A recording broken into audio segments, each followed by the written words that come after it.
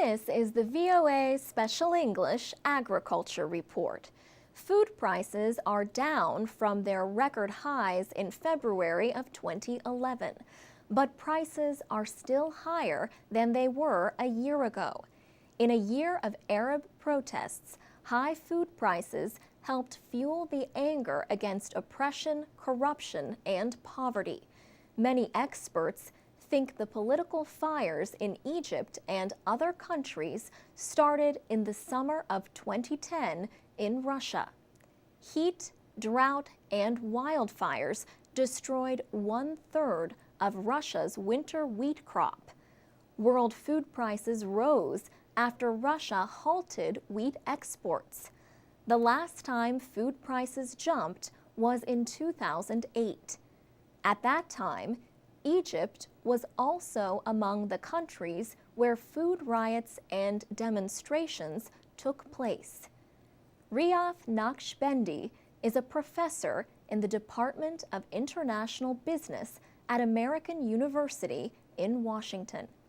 He agrees that food prices played a part in the Arab revolutions.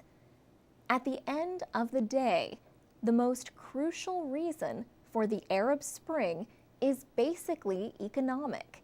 And so, consequently, when a citizen cannot have enough money to purchase food and feed his family, definitely that will create a kind of upset with the system. Professor Naqshbandi says an event like climate change can affect food production in many countries. But in a globally connected economy, even an event in one country can be felt worldwide.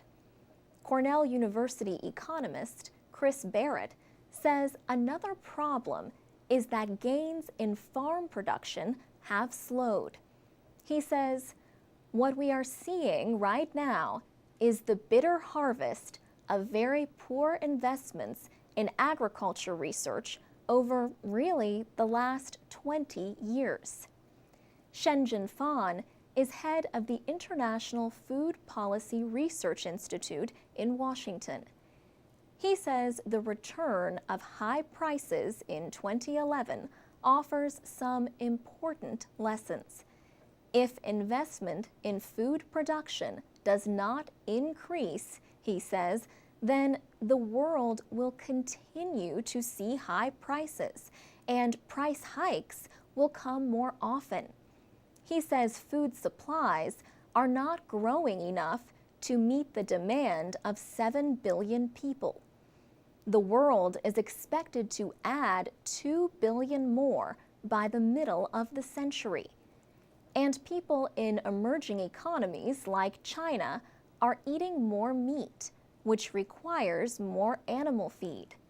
But in 2011, for the first time, the United States used more maize or corn for biofuels than for animal feed. The good news is that high prices always encourage farmers to grow more. A record harvest in 2011 is helping to ease food prices in many parts of the world, but not all. For VOA Special English, I'm Alex Villarreal.